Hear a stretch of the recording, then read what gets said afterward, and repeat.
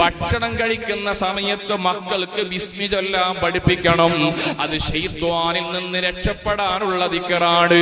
വീട്ടിൽ ആയത്തുൽ കുർസി അഥവാ സൂറത്തുൽ ബഖറയുടെ അവസാന ഭാഗങ്ങൾ ഓതുന്നത് പതിവാക്കണം. അതുകൊണ്ടാണ് ഹദ്ദാദ് റാത്തീബ് ചൊല്ലണമെന്ന് വെറുതെ പറഞ്ഞതല്ല. അൽ ബഖറ സൂറത്ത് പിശാചിനിൽ നിന്ന് കാവലാണ്. അബൂ ഹുറൈറ റളിയല്ലാഹു അൻഹുവിന് പിശാച് തന്നെ പഠിപ്പിച്ചു കൊടുത്തതാണ്. ആയത്തുൽ കുർസി വർദ്ധിപ്പിച്ചാൽ എന്റെ ശല്യമുണ്ടാവില്ല. അതുകൊണ്ട് വീട്ടിൽ ആയത്തുൽ കുർസി ഓതണം.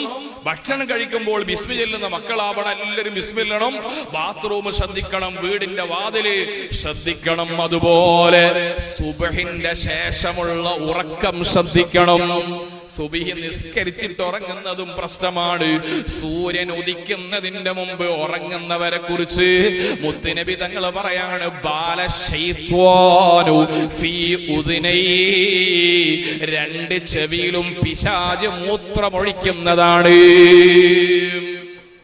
നാളെ രാവിലെ സുബീസ് കഴിച്ച് കടന്നുറങ്ങിയിട്ട് ഉസ്താദ് വെറുതെ പറഞ്ഞതാ, ഞാൻ തൊട്ടോക്കി മൂത്രമൊന്നും കാണുന്നില്ല എന്ന് ചോദിച്ചു വരണ്ട. ഇമാമിങ്ങൾ അതൊക്കെ വിശദീകരിച്ചിട്ടുണ്ട്. ആ പറഞ്ഞതിന്റെ അർത്ഥം പൈശാചിക ദുസ്വഭാവങ്ങളാ മനുഷ്യനുണ്ടാവും.